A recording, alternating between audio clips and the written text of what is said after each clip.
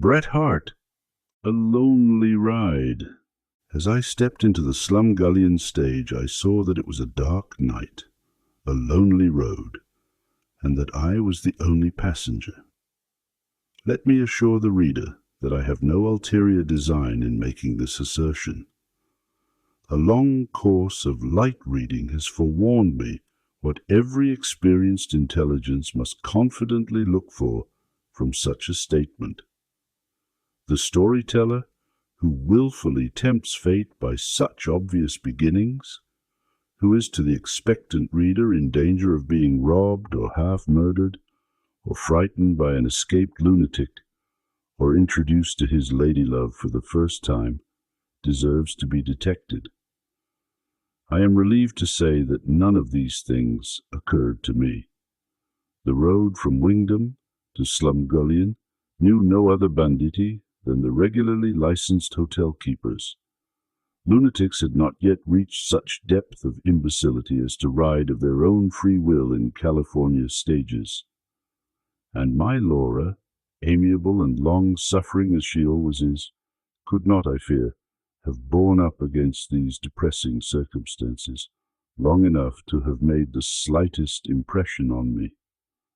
I stood with my shawl and carpet-bag in hand, gazing doubtingly on the vehicle. Even in the darkness, the red dust of Wingdam was visible on its roof and sides, and the red slime of Slumgullion clung tenaciously to its wheels. I opened the door. The stage creaked easily, and in the gloomy abyss the swaying straps beckoned me, like ghostly hands, to come in now and have my sufferings out at once. I must not omit to mention the occurrence of a circumstance which struck me as appalling and mysterious. A lounger on the steps of the hotel, who I had reason to suppose was not in any way connected with the stage company, gravely descended and, walking toward the conveyance, tried the handle of the door, opened it, expectorated in the carriage, and returned to the hotel with a serious demeanor. Hardly had he resumed his position when another individual, equally disinterested, impassively walked down the steps, proceeded to the back of the stage, lifted it, expectorated carefully on the axle, and returned slowly and pensively to the hotel. A third spectator wearily disengaged himself from one of the Ionic columns of the portico and walked to the box, remained for a moment in serious and expectorative contemplation of the boot, and then returned to his column. There was something so weird in this baptism that I grew quite nervous. Perhaps I was out of spirits. A number of infinitesimal annoyances, winding up with the resolute persistency of the clerk at the stage office to enter my name misspelt on the waybill, had not predisposed me to cheerfulness. The inmates of the Eureka House, from a social viewpoint, were not attractive. There was the prevailing opinion, so common to many honest people, that a serious style of deportment and conduct toward a stranger indicates high gentility and elevated station. Obeying this principle, all hilarity ceased on my entrance to supper, and general remark merged into the safer and uncompromising chronicle of several bad cases of diphtheria, then epidemic at Wingdam. When I left the dining room, with an odd feeling that I had been supping exclusively on mustard and tea leaves, I stopped a moment at the parlor door. A piano, harmoniously related to the dinner bell, tinkled responsive to a diffident and uncertain touch. On the white wall, the shadow of an old and sharp profile was bending over several symmetrical and shadowy curls. I says to Maria, says I, praise to the face's open disgrace. I heard no more. Dreading some susceptibility to sincere expression on the subject of female loveliness, I walked away, checking the compliment that otherwise might have risen unbidden to my lips, and have brought shame and sorrow to the household. It was with the memory of these experiences resting heavily upon me that I stood hesitatingly before the stage door. The driver, about to mount, was for a moment illuminated by the open door of the hotel. He had the wearied look which was the distinguishing expression of Wingdown. Satisfied that I was properly waybilled and receipted for, he took no further notice of me. I looked longingly at the box seat, but he did not respond to the appeal. I flung my carpet-bag into the chasm, dived recklessly after it, and before I was fairly seated, with a great sigh, a creaking of unwilling springs, complaining bolts, and harshly expostulating axle, we moved away. Rather, the hotel door slipped behind, the sound of the piano sank to rest, and the night and its shadows moved solemnly upon us. To say it was dark expressed but faintly the pitchy obscurity that encompassed the vehicle. The roadside trees were scarcely distinguishable as deeper masses of shadow.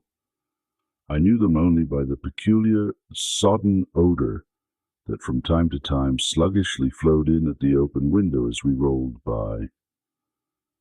We proceeded slowly, so leisurely that, leaning from the carriage, I more than once detected the fragrant sigh of some astonished cow, whose ruminating repose upon the highway we had ruthlessly disturbed.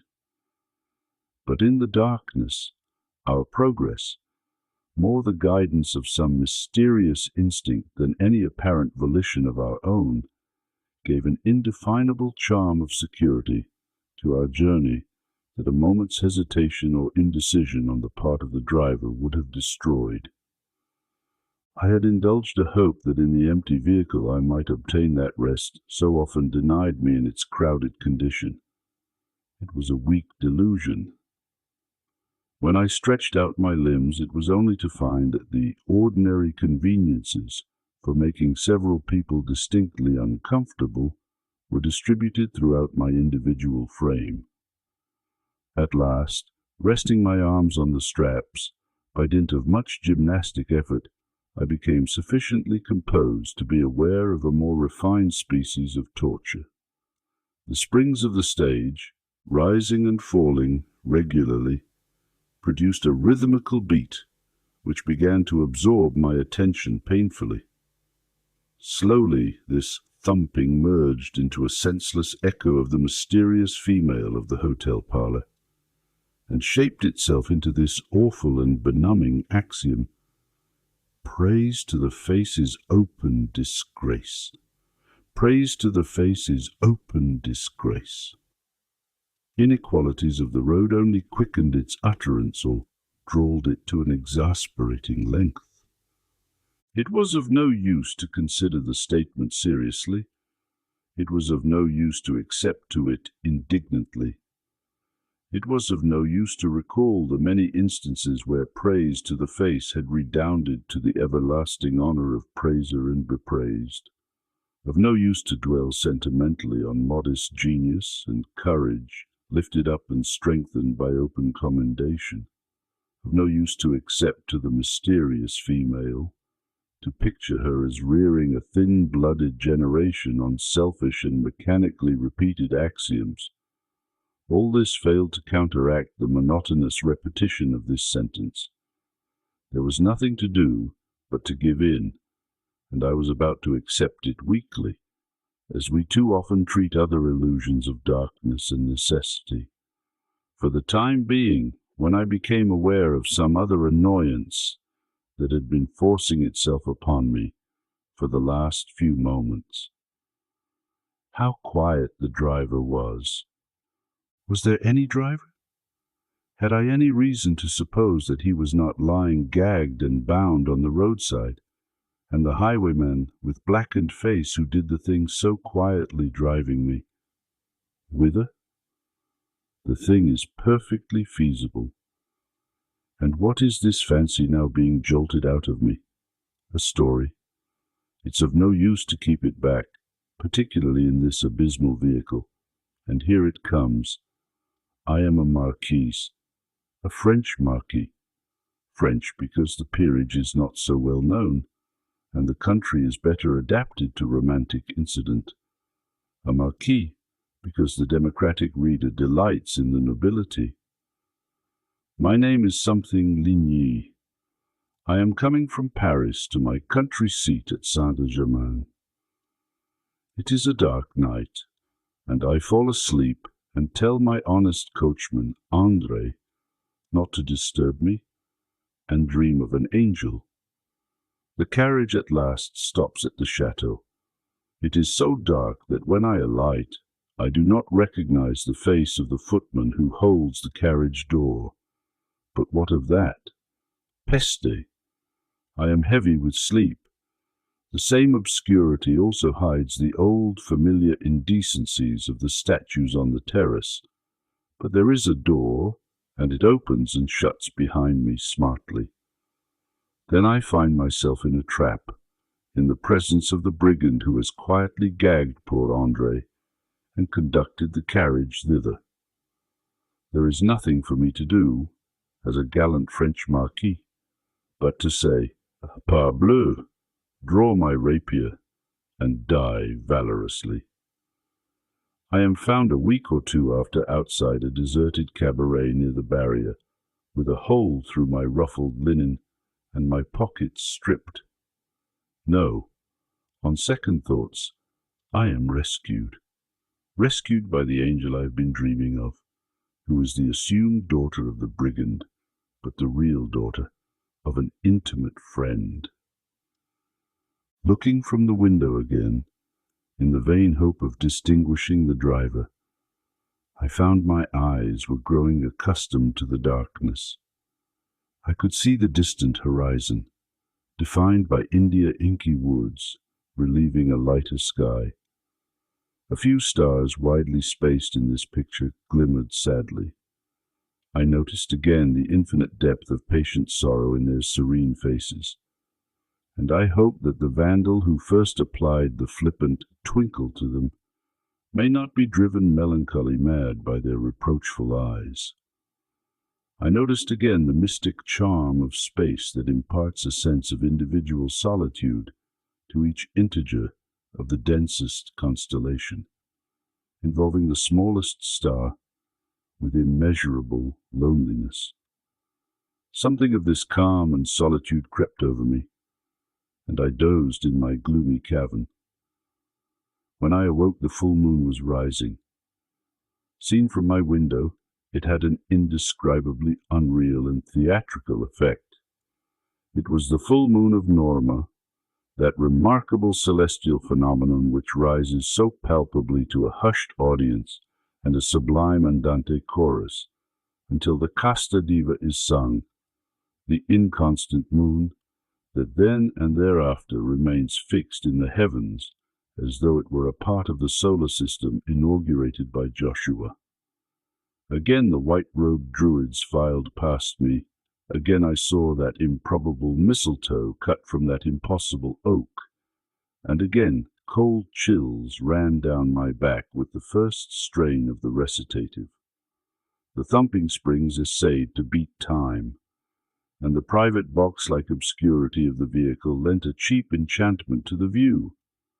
But it was a vast improvement upon my past experience, and I hugged the fond delusion. My fears for the driver were dissipated with the rising moon. A familiar sound had assured me of his presence in the full possession of at least one of his most important functions. Frequent and full expectoration convinced me that his lips were as yet not sealed by the gag of highwaymen, and soothed my anxious ear. With this load lifted from my mind, and assisted by the mild presence of Diana, who left, as when she visited Endymion, much of her splendor outside my cavern, I looked around the empty vehicle. On the forward seat lay a woman's hairpin. I picked it up with an interest that, however, soon abated. There was no scent of the roses to cling to it still, not even of hair oil. No bend or twist in its rigid angles betrayed any trait of its wearer's character. I tried to think that it might have been Mariar's. I tried to imagine that, confining the symmetrical curls of that girl, it might have heard the soft compliments whispered in her ears, which provoked the wrath of the aged female. But in vain. It was reticent and unswerving in its upright fidelity, and at last slipped listlessly through my fingers. I had dozed repeatedly, waked on the threshold of oblivion by contact with some of the angles of the coach, and feeling that I was unconsciously assuming, in imitation of a humble insect of my childish recollection, that spherical shape which could best resist those impressions, when I perceived that the moon, riding high in the heavens, had begun to separate the formless masses of the shadowy landscape. Trees isolated, in clumps and assemblages, changed places before my window. The sharp outlines of the distant hills came back, as in daylight, but little softened in the dry, cold, dewless air of a California summer night. I was wondering how late it was, and thinking that if the horses of the night travelled as slowly as the team before us, Faustus might have been spared his agonizing prayer when a sudden spasm of activity attacked my driver. A succession of whip-snappings like a pack of Chinese crackers broke from the box before me. The stage leaped forward, and when I could pick myself from under the seat, a long white building had in some mysterious way rolled before my window. It must be Slumgullion. As I descended from the stage, I addressed the driver. "I thought you changed horses on the road." "So we did, 2 hours ago." "That's odd. I didn't notice it." "Must have been asleep, sir. Hope you had a pleasant nap. Bully place for a nice quiet snooze. Empty stage, sir."